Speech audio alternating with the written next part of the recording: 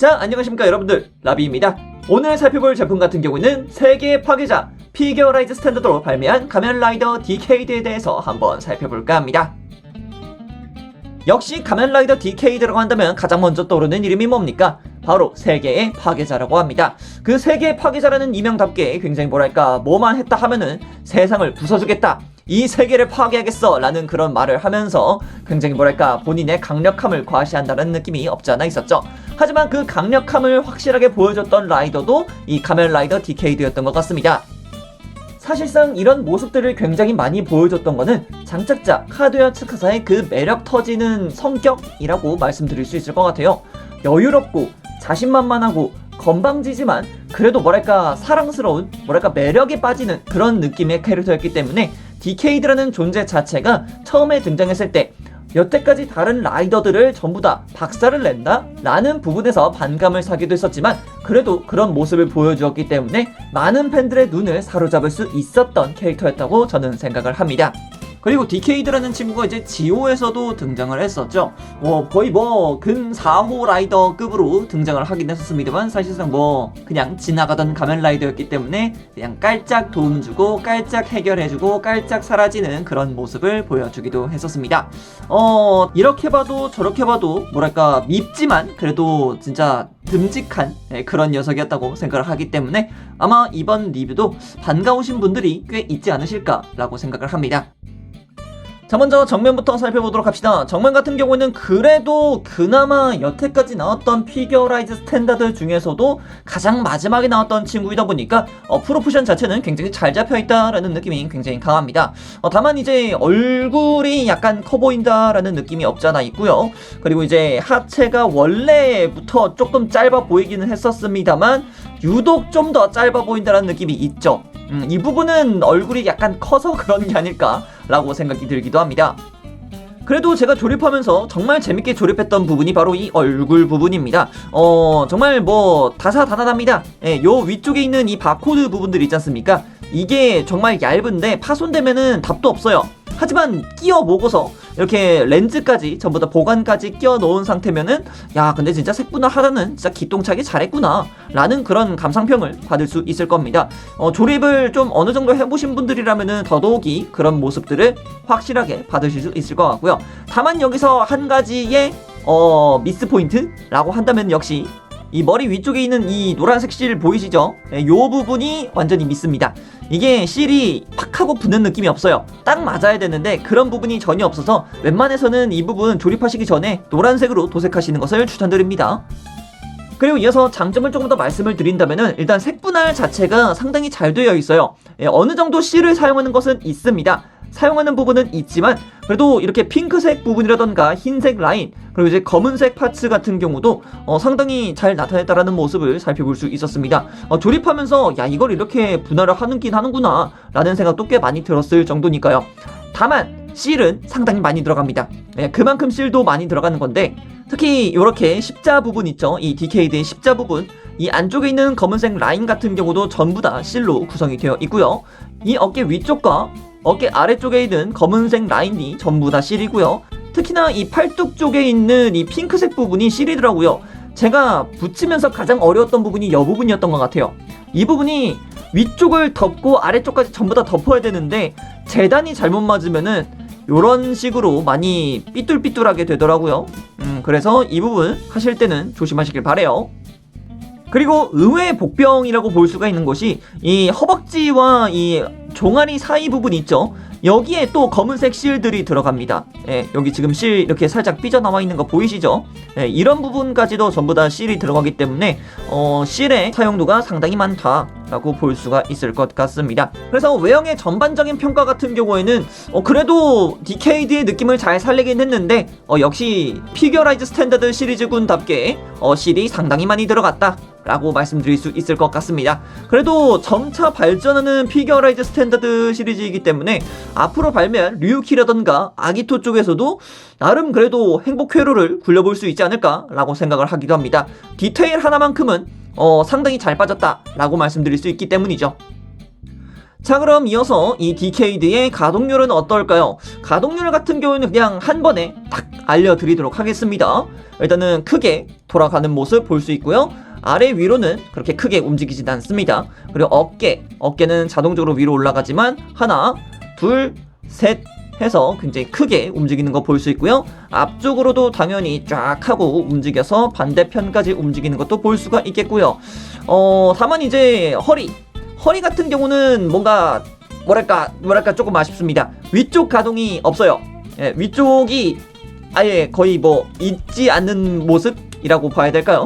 그래서 중간 부분만 가동을 한다 라고만 이해하시면 될 것 같고요. 그리고 고관절 같은 경우는 역시 아래쪽으로 쫙 하고 내릴 수가 있어요. 그래서 이렇게 위로 쭉 올리고 그리고 옆으로 쫙 하고 당길 수는 있습니다만 이렇게 라이드 부커가 떨어질 수 있으니까 그 부분만 조심하시면 될 것 같습니다.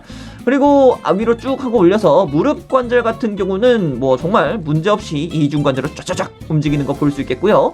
그리고 나름 발목 같은 경우에는 기본적으로 쓰고 있는 발목 소체를 쓰고 있기 때문에 뭐 나쁘지는 않습니다. 그래서 전반적으로 한 번에 싹 하고 보여드리면은 심플하게 라이더킥 하나만큼은 정말 자세가 잘 잡힌다 라고 말씀드릴 수 있을 것 같습니다. 대부분 라이더킥을 이렇게 자연스럽게 할 수 있으면은 엔간한 가동률 자체는 그렇게 썩 나쁘지 않다 라고 말씀드릴 수 있을 것 같습니다.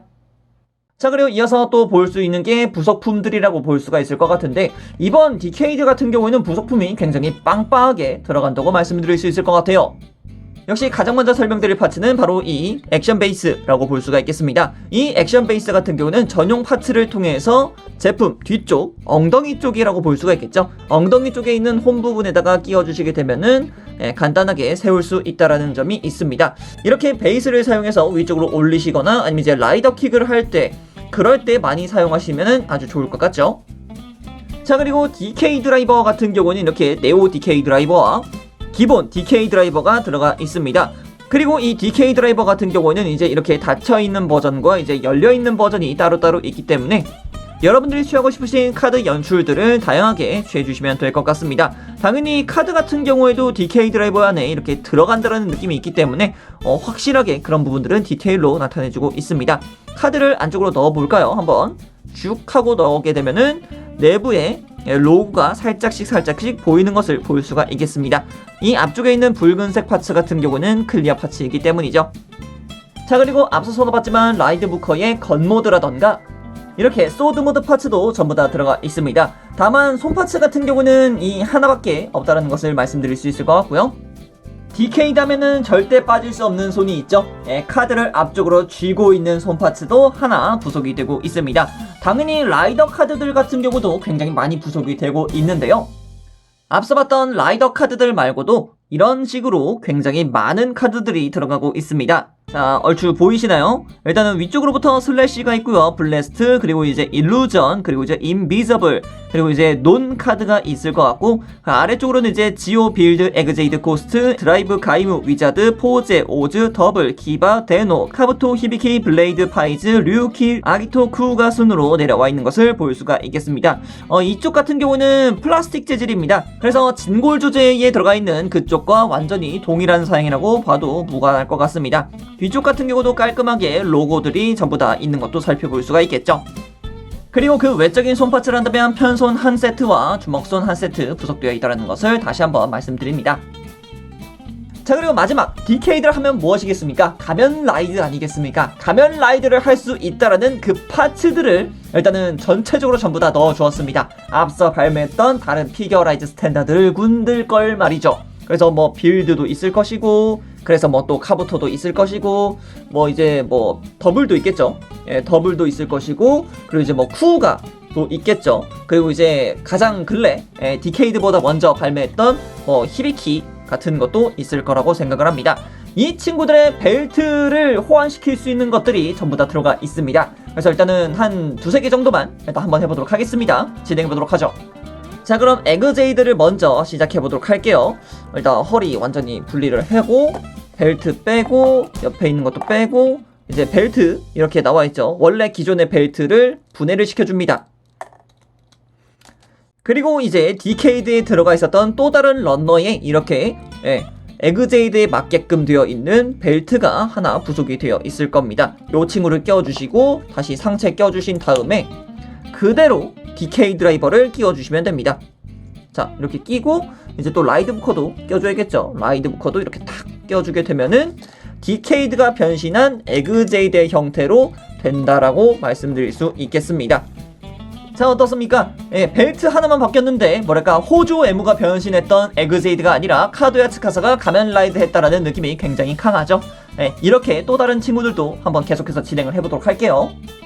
자, 그래서 한쪽은 이렇게 일반적인 DK 드라이버를 했고요. 그리고 또 다른 한쪽 같은 경우는 네오 DK 드라이버로 변형을 시켜봤습니다. 느낌 자체는 확실하게 다르긴 하네요. 흰색 쪽이라면 역시 1기 헤이세이 라이드고 이제 네오 DK 드라이버를 썼다면 이제 2기 헤이세이 라이드에게 맞춰주는 게 훨씬 더 괜찮으니까요. 근데 이 벨트 교환 같은 경우에는 먼저 발매했던 친구들로 내려가면 내려갈수록 점점 더 힘들어진다고 말씀드릴 수 있을 것 같습니다. 파이즈, 카부토, 그리고 이제 빌드 이런 친구들 같은 경우에는 진짜 교체하기 너무 힘들더라고요. 특히 빌드는 더더욱이 안타까웠던 게 빌드 같은 경우에는 아예 그냥 벨트랑 그 허리 부분이 거의 일체화가 되어 있어요. 그래서 교체를 하기 위해서는 전부 다 빼고 막 분리시켜야 돼요. 근데 그것까진 이해를 하겠어요. 그것까진 이해를 하겠는데 디케이드 변환용으로 들어가 있는 파츠 같은 경우에는 일단은 여기 보시게 되면은 빌드 같은 경우에는 좌우에 이렇게 실이 하나씩 붙는단 말이에요. 근데 그 실이 전혀 없습니다. 아예 없어요. 그래서 디케이드로 변형하는 것까지는 괜찮지만 옆에 색이 붙지 않기 때문에 굉장히 어색해 보일 수 있다라고 말씀을 드릴 수 있을 것 같습니다. 따로 이 색을 지정하고 있는 스티커가 들어가 있지 않기 때문에 그런 부분에서는 약간 불편한 게 아닌가 라고 생각을 하기도 합니다. 역시 마무리 장면 같은 경우는 이것이 빠질 수 없다고 생각해서 엔딩은 이렇게 지어보도록 하겠습니다. 가면라이더 DK 대 1화 라이더 대전을 말이죠. 그럼 여기까지 나비였습니다. 다음에 또 다른 제품 가지고 찾도록 하겠고요. 그럼 그때까지 여러분 차오 안녕.